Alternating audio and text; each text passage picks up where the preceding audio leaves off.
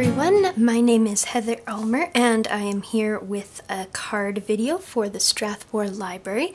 I am teaching some birthday cards in this video right now and I'm super excited to get started with you.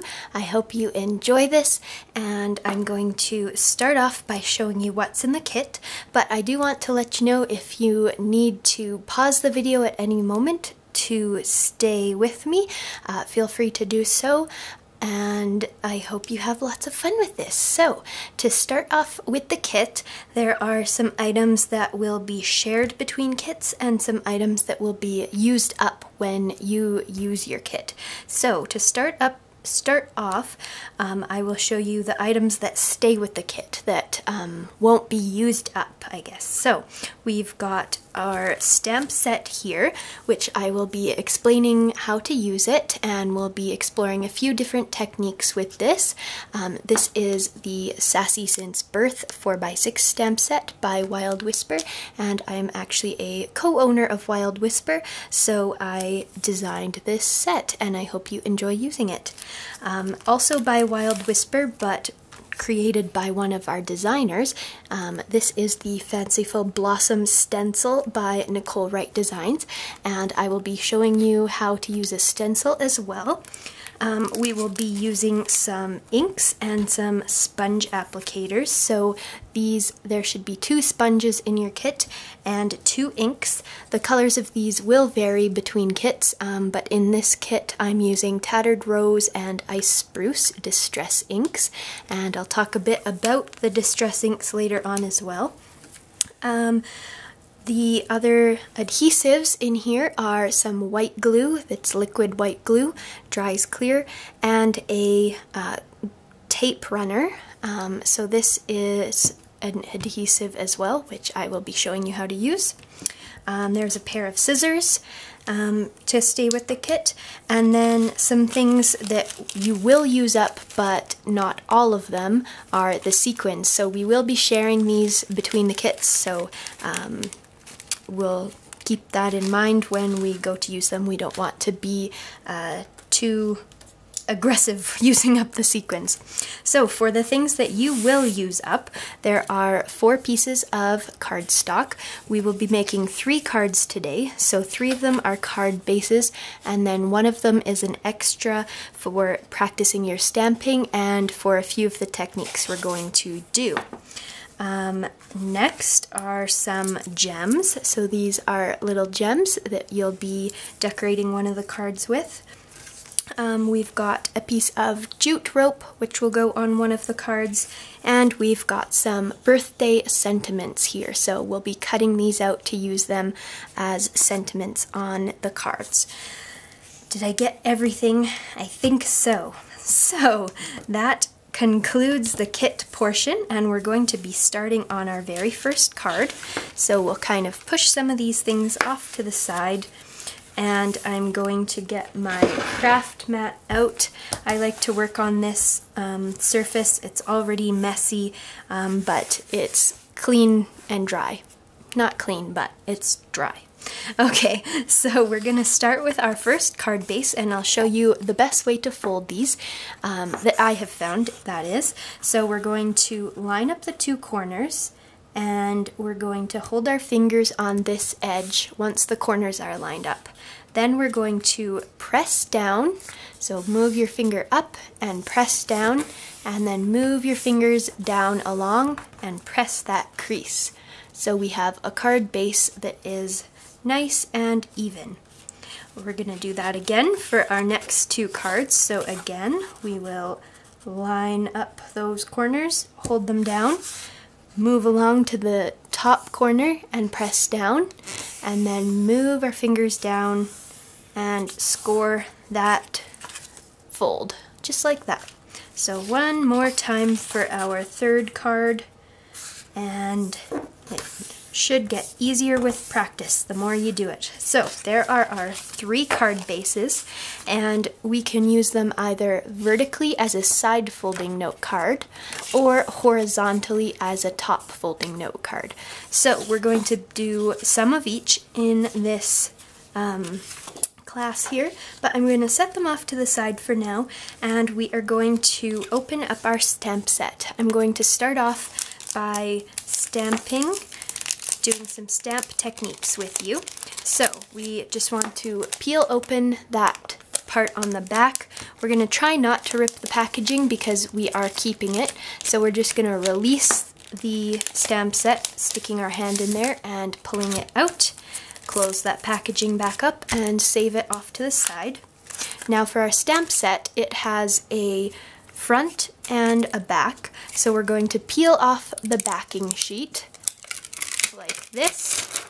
It's just a clear sheet, very thin, and we're going to save this as well for when we pack our stamp back up. So next we have our stamp set, and when we peel the stamps off, you'll notice that the black image is on the sheet and the stamp itself is clear. So that helps us to see where we're placing our stamp when we line it up on our paper. So to start off, I think here's my spare sheet of paper. We're going to do some practice stamping on here just so we can get an idea of what we're doing. So I'm going to start off with these hexagons, and I'm going to peel that off from the backer, and we're just going to peel it. We don't want to stretch it away from the backer, but we're just going to peel it gently by peeling close to the backer. So we'll set that there. And we have got our acrylic block. So this is the block, I think, the one for this kit. One moment here. Okay, so this is the size of block that's going to be in this kit, and we're going to just place our stamp on there. It is not sticky, but it clings, so we can reuse it over and over. But when we have a brand new stamp set like this, we need to condition our stamp. So we're going to do that just by rubbing it onto the back of our hand a little bit, and our hand helps get that manufacturing finish off of the stamp so that it's ready to take the ink. And it's just really simple to do. Some people do this with a white eraser, just rub it gently on there. I find I can use my hand because I've always got that with me. So to do some stamping, we're going to take one of our inks. These are the little 1-inch square ink pads. And distress ink is a type of dye ink, so it will seep into the paper itself. It won't sit on the surface like a pigment ink does. So I took my ink pad and I patted it onto my stamp. And then I'm going to flip this over and line it up and just press down onto my paper here and lift. So you can see I've got a nice impression there. We've got a little bit of unevenness because of how fresh this ink pad is. It kind of globs on, but that's okay, especially with something like this stamp, which is a little bit imperfect anyways. So we can actually line this up to create a continuous pattern. You can see how the hexagons line up like that. So another way to load up our stamp with ink is to leave the ink on your surface and actually dab your stamp into it. So it's just a personal preference of which one you want to do. And I'm actually going to flip my stamp over so that it's the opposite direction and stamp it like that. So like this, we can create a continuous pattern. My preference for a small ink pad like this is to pick up the ink pad and pat it onto my stamp. You can do this holding the stamp or while the stamp is flat on your surface. So we're going to pick up our stamp again. I'm going to turn it around once again and stamp that down. So there's a great practice of stamping. You can use about half of this sheet for practice, or stamp on the reverse as well, although depending on your ink color it may seep through, so you want to be mindful of that. But when you're feeling a bit more confident with stamping, to back up. You can feel free to use whatever scrap paper you have as well to practice your stamping on. But when we're all done, we're going to clean our stamp off using a wet wipe or just some soap and warm water in your sink.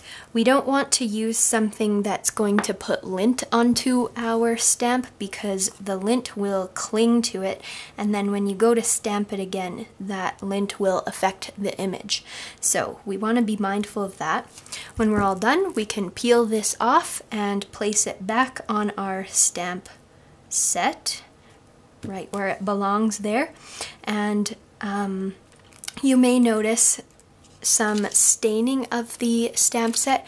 These particular Distress dye inks don't really stain the stamp set very much, but if you're using another type of ink, it may stain, and that is completely fine. It doesn't affect the way that the stamp set functions. It's still perfectly usable. It's actually a sign of a higher quality stamp that stains because it is really grabbing that ink and transferring it well. So for our very first card, I would like to create a pattern using these triangles, and we're going to use both colors of ink. So I'm going to set my scrap paper to the side and get my first card base here. I'm going to actually unfold it just so that it lays a little bit flatter, and I'm going to keep in mind which is the front. So I'm going to do this side first. I'm going to peel off this triangle that has the dark center. So I'm peeling that off of our stamp set and placing it on our block. And again, we just want to condition that stamp if it's brand new. If the set has been used before, you don't need to do this every time, only if it's a brand new set, so that the ink will get picked up nicely by that stamp set. So there's tons of different patterns you can create using these triangles. The pattern I think I'll do, I'm just going to start stamping and see where it takes me. So I'm going to ink up my stamp like this, making sure I get all those corners by just patting it along. Now you'll notice that the Distress ink kind of beads up on our stamp, and that is just because of the type of ink it is. It's not necessarily the best ink for stamping. It wouldn't be ideal with some of these sentiments, but for these shapes it works perfectly fine. So I'm going to press it down and just use my fingertips to firmly press and then lift. So you can see it's got a bit of a texture, but as the ink absorbs into the paper, you'll find that it evens out a little bit. So we will just keep going with this stamp, and I'm going to put one right beside it, aligning it as much as I can, and it looks like that. And I'm going to stamp a third one. Now, if you didn't want it to overhang onto the back of your paper, you could just fold this back up so that when you stamp, you're only stamping that one little corner. But I don't mind that it goes onto the back of my card. I think it looks kind of cool, actually. So I'm going to keep doing that. But next, I'm going to do some stamping with this triangle. So I'm going to peel it off of there, and I'm actually going to place it on the back of my acrylic block. I'm going to keep this one on the front because I do plan to use it again pretty soon. If that bothers you, you can just put it back on the sheet and use only one stamp at a time. But I'm just going to keep it here for now. So I'm going to ink up my other version of the triangle, and I want to offset these, I think. So I'm going to center it with these triangles, but facing downward, like that. And again, it's not a perfect stamp, but that doesn't bother me. It's kind of the technique I'm going for because of this Distress ink. I know that I'm not going to get a perfect impression, so I'm just continuing that, and I'm going to ink up just this side because I know I don't need the whole thing inked. And I'm going to stamp off of my paper, and it makes it look like a more continuous pattern. So next I'm going to, let's see, what do I want to do? I can either add more of these triangles right here, or I could use this small triangle to put in there, but I think I will use more of the solid triangle, and I'll layer it with the small triangle. So again, I'm just going to ink these up, place it as centered as I can in there, and stamp down. Do the same for this guy. Stamp down, and the same over here. And I'm doing this fairly quickly. You can certainly take your time with it and move at your own pace.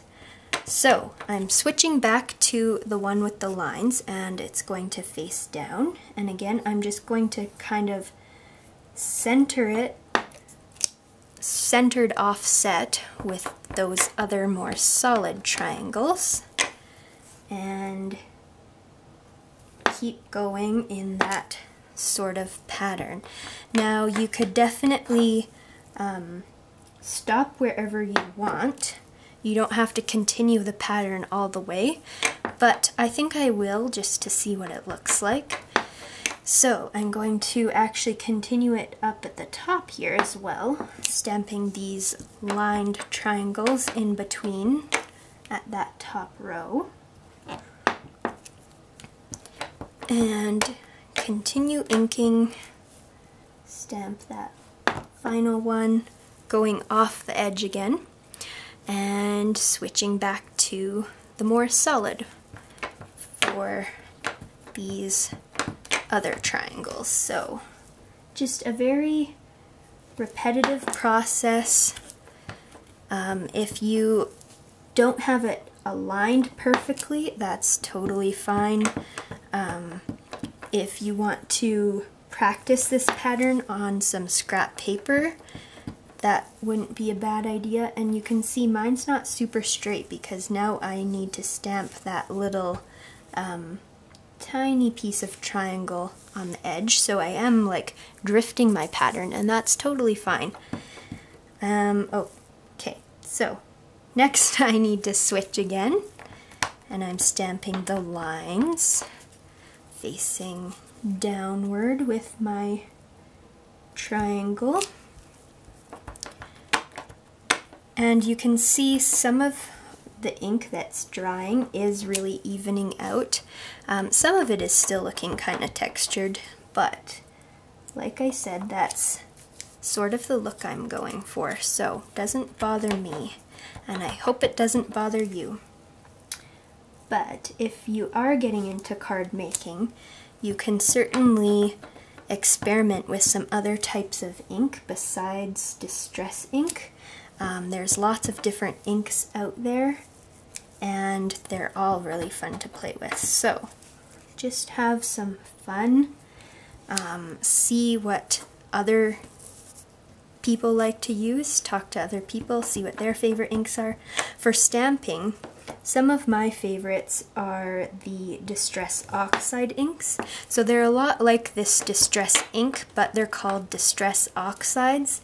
And the Oxide inks are actually a combination of a pigment ink and a dye ink. So this, what we're using right now, is a dye ink, and it sinks into the paper. It absorbs into the paper, and so a light color like this wouldn't show up on a dark colored cardstock.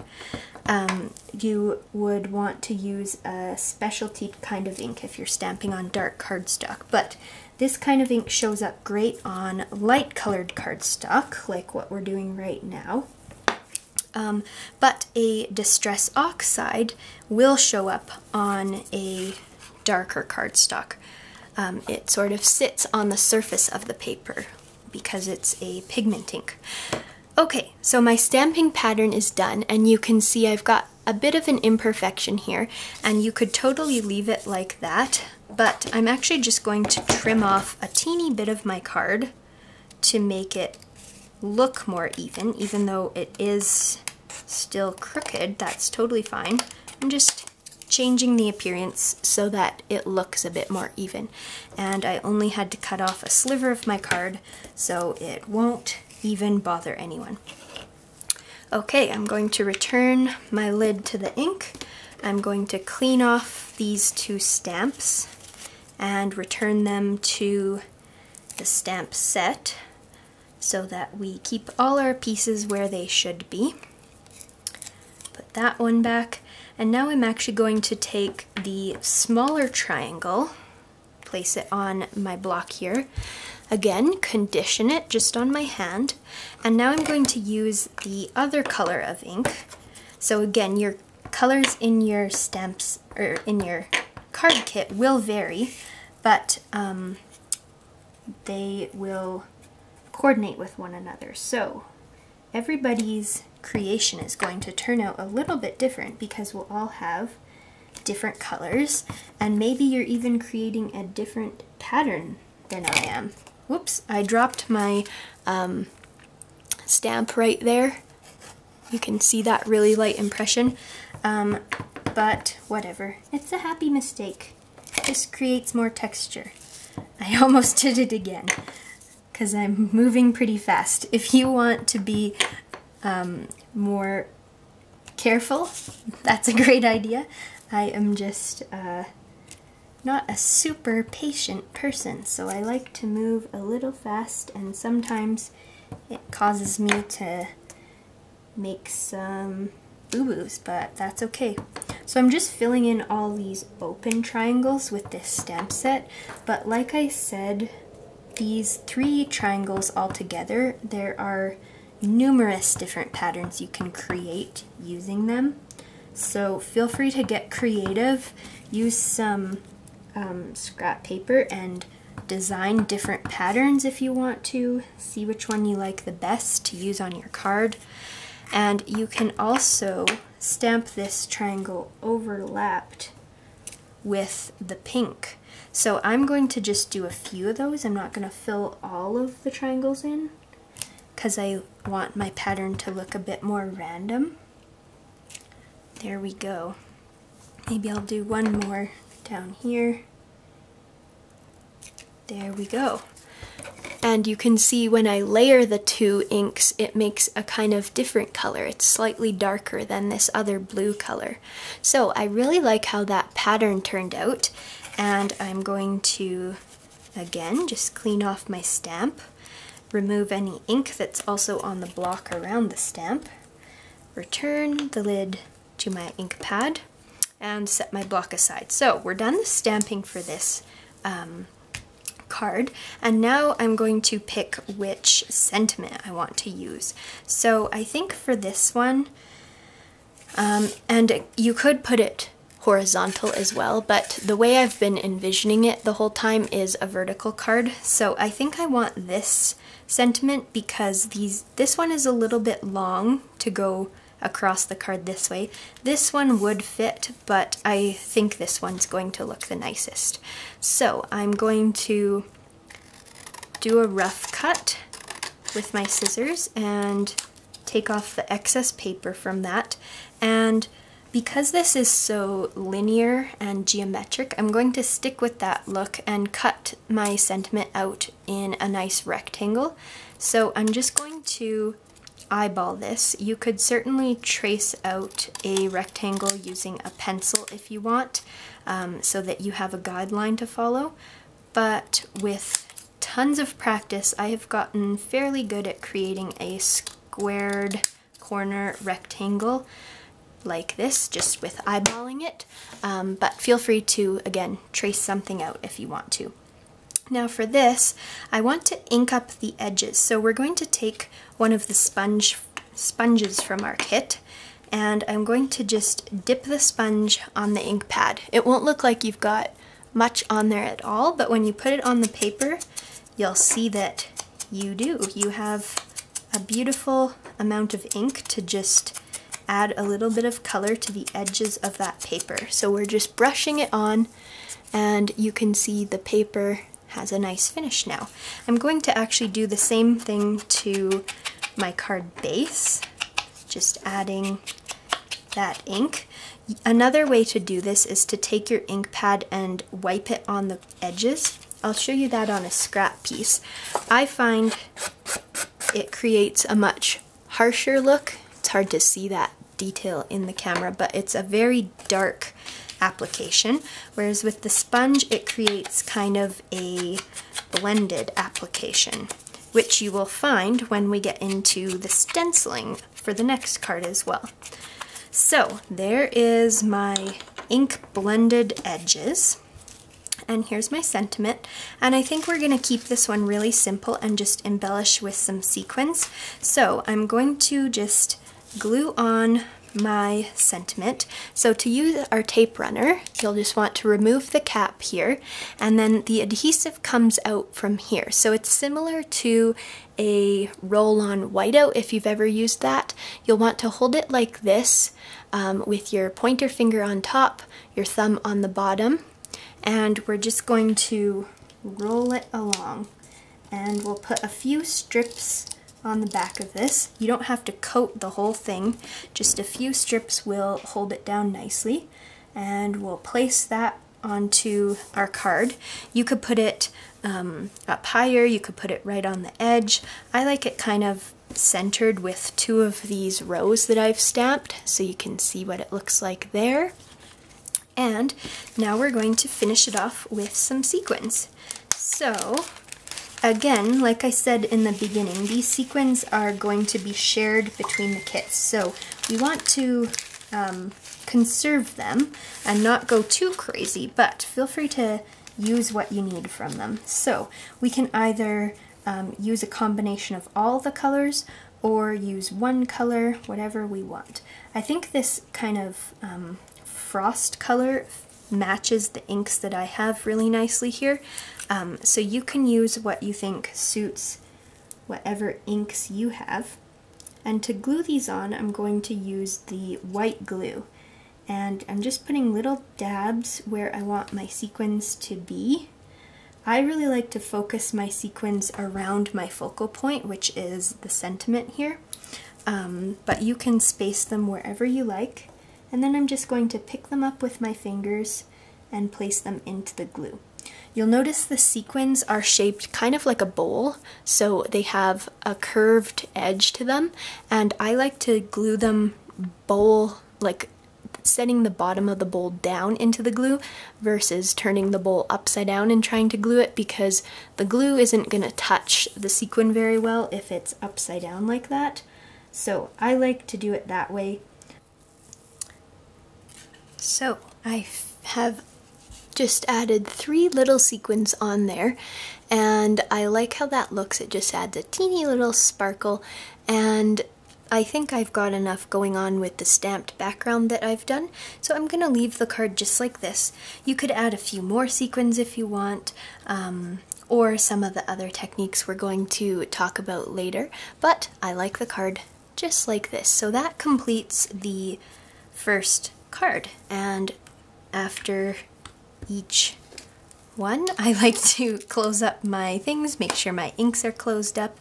I'm going to actually just put the sequins to the side because we will use some more of those, but if you're done crafting for the moment, you can put them away in the bag. So for our second card, we are going to get another card base, and as I mentioned, where did my sentiments go? Here they are.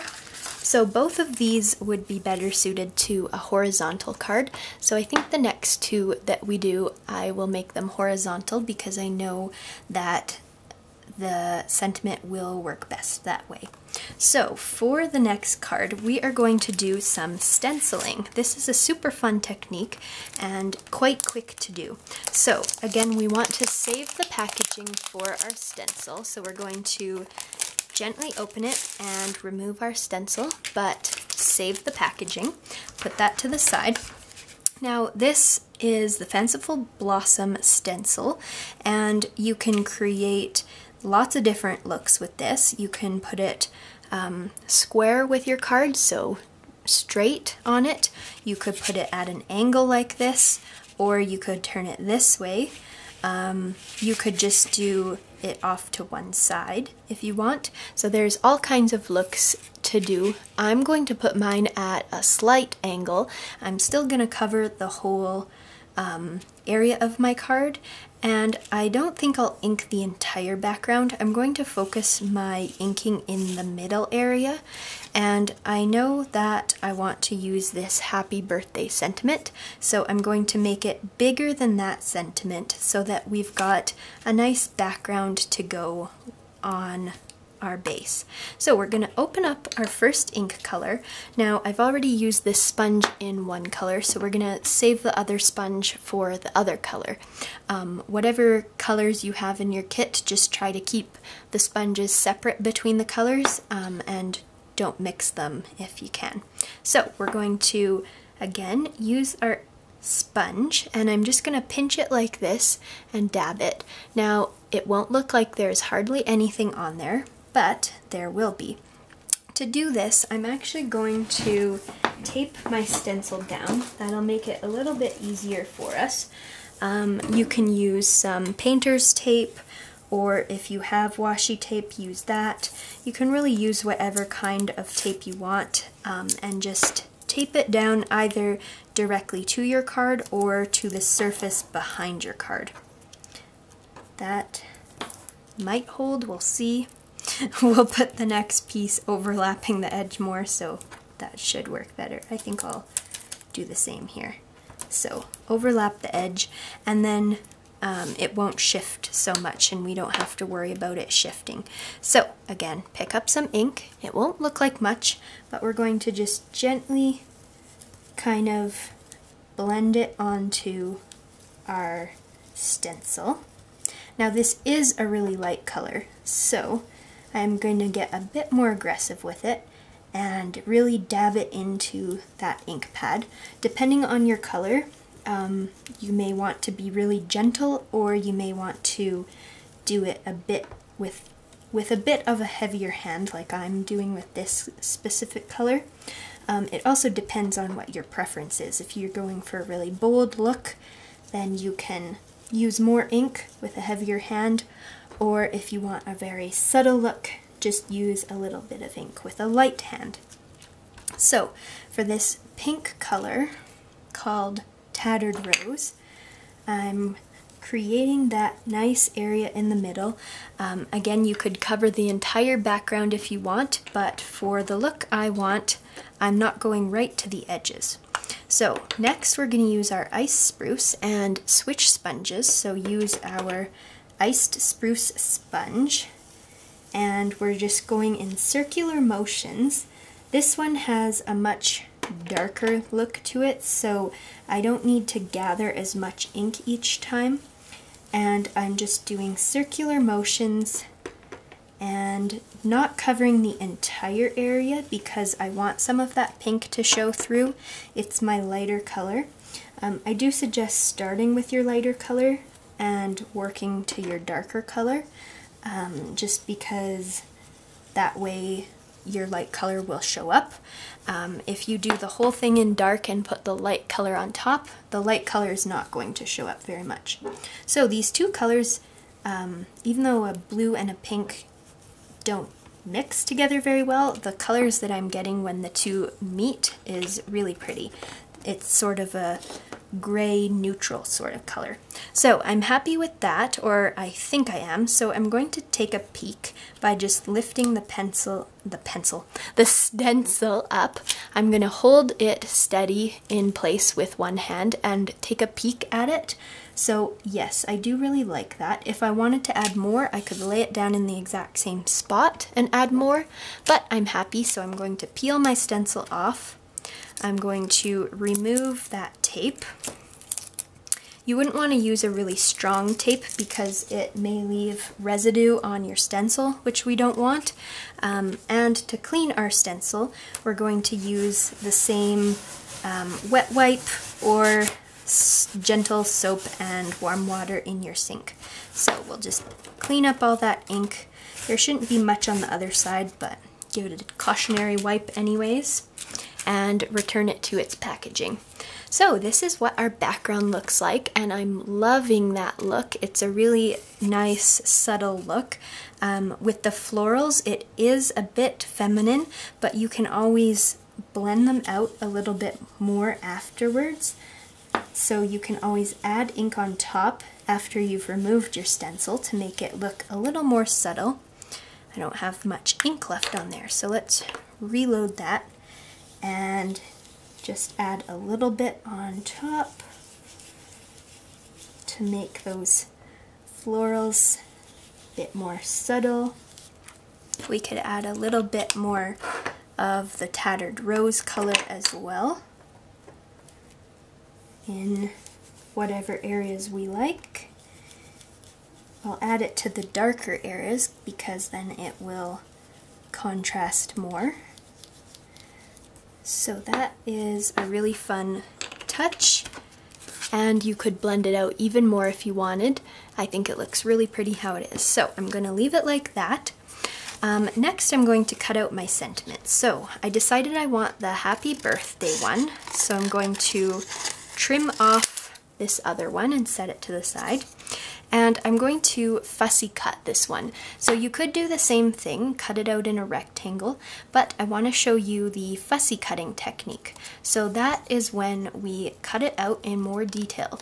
So we're going to imagine that there's a little bubble around our word, and we're going to just cut it with a slight border around it.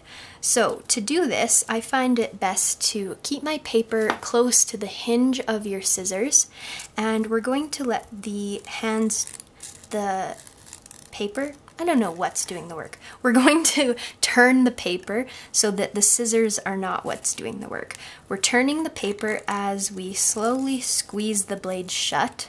And when we get to a point like this, we can just cut off that excess so we don't have it in our way and keep on going. So we're imagining this bubble around our words, and we're just cutting out with a slight border.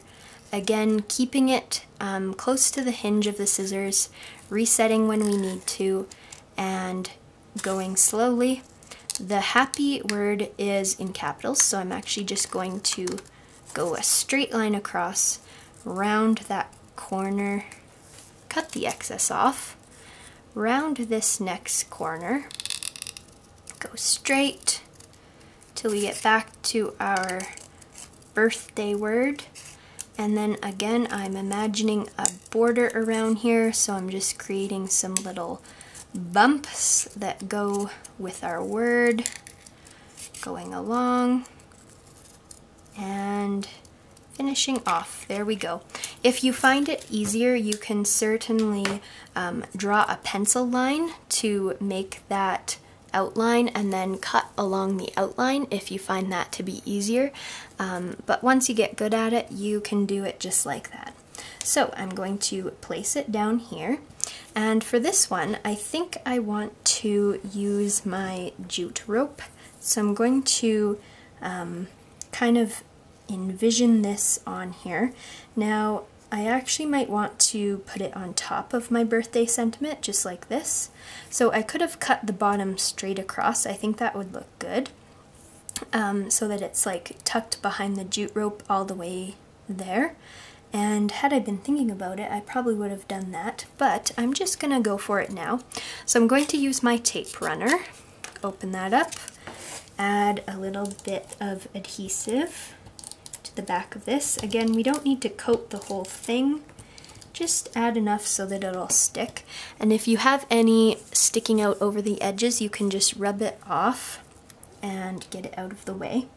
So I'm going to put this pretty much right in the middle, stick that on there, and then I want my rope to go across it like this. So I'm going to run my liquid glue along a straight line. So I'm going to use something as a guide. I think I'll use the packaging here from my stencil as a straight line guide. So I'm using the edge, the clear edge here. So I'm just going to I'm not putting glue onto the plastic. In fact, I'm going to move it a bit out of the way. I'm going to just put it right beside that plastic, and I'm just using it as a guideline.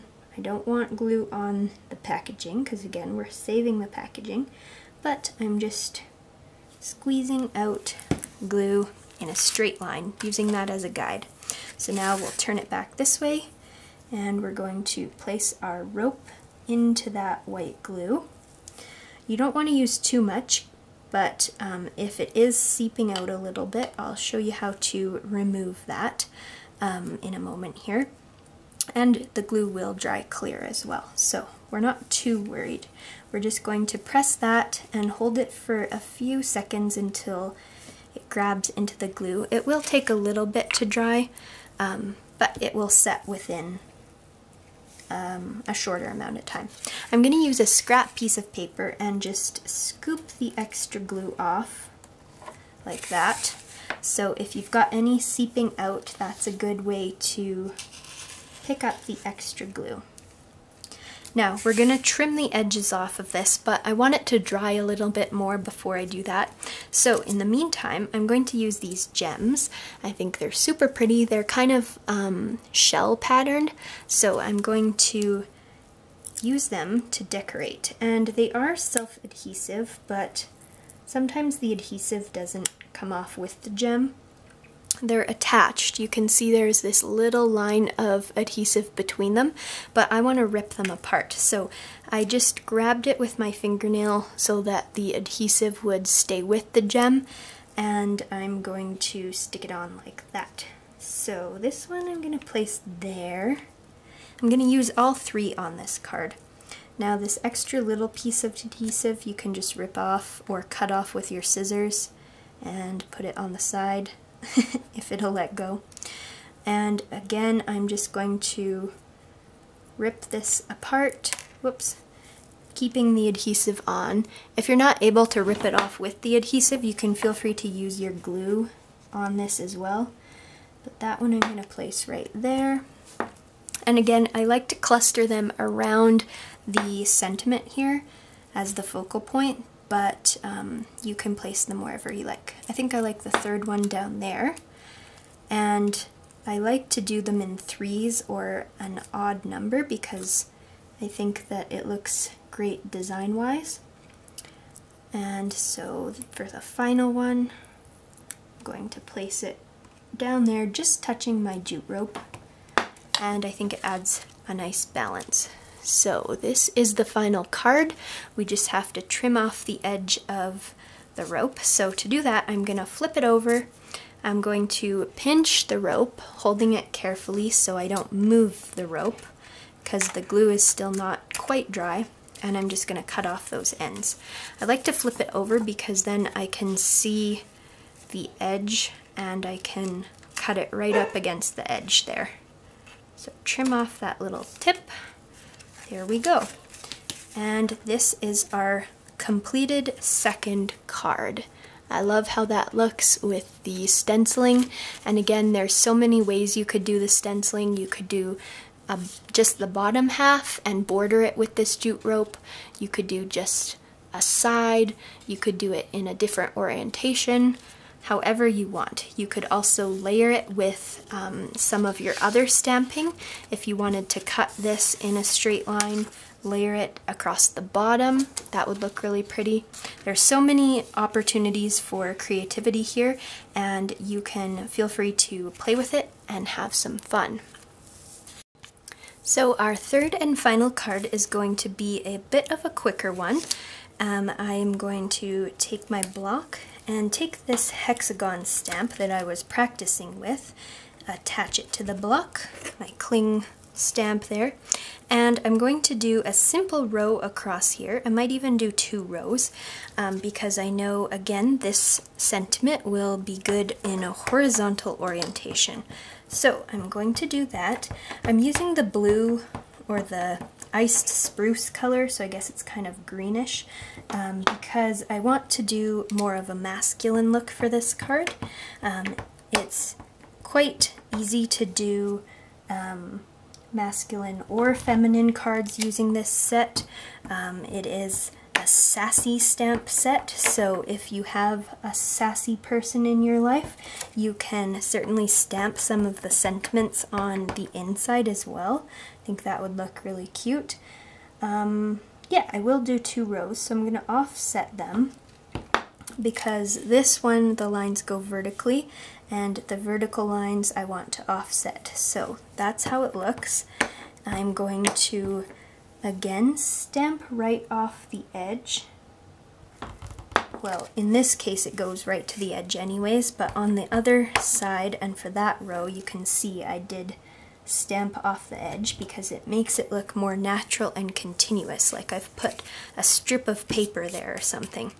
So that's all the stamping I'll do on this one, and you could do more if you wanted or use some of the other techniques, but I'm going to just ink up my edges again with the same iced spruce color and the sponge, making sure I'm using the right sponge here so that I don't mix the 2 colors that I've got in my kit, and just going around the edge for a very simple card. Now I'm going to cut this in a rectangle, and again I have had tons of practice, so I'm just eyeballing this and I'm not even perfect, but if you want it to be perfect, you can certainly draw lines with a pencil and a ruler to use as guides that you can cut along. But I am fine with a little bit of imperfection, and again, I've practiced a lot, so it's relatively straight when I cut it. So that is what it looks like. Ooh, and I think I like it right in the middle of all that stamping because it frames it nicely. So I'm going to ink those edges too, using the same color. And there we go. Now I'm going to close up my ink pad so I don't make a mess. I'm going to add some adhesive just in a few spots to the back. Again, you don't need to cover the whole thing. A few spots will do to keep it secure. And I'm going to press that down right in there, and we can embellish this with a few sequins. So I think I'll use, again, you could mix all the colors, but I think I'll use these dark royal blue kind of sequins. I think it'll look good, but also contrast with the ink color that I've used. So I'm just gonna do a few. One there, and maybe one way over here. And again, you could do more if you wanted, but I think this will look nice and minimal. And again, the sequins are shaped like a bowl, so we want to put the bottom of the bowl into the glue, otherwise it's not going to stick very well. I think that looks a little too sparse, so I am going to add just a couple more. Maybe one there and one there, overlapping my sentiment a bit. And I think I'll use that kind of teal color. So I've used all blues on this, so it could be a very gender neutral card, however you want to use it. So that is the card, and I'm going to show you one last technique. This is using a paintbrush and a little bit of water. So we're going to take our ink pad. I will put my block on a white surface so you can see, but we're going to take our ink pad and dab a little bit of that ink onto our block here. We're going to take some water and dip our brush in the water, and we're going to mix it with that ink.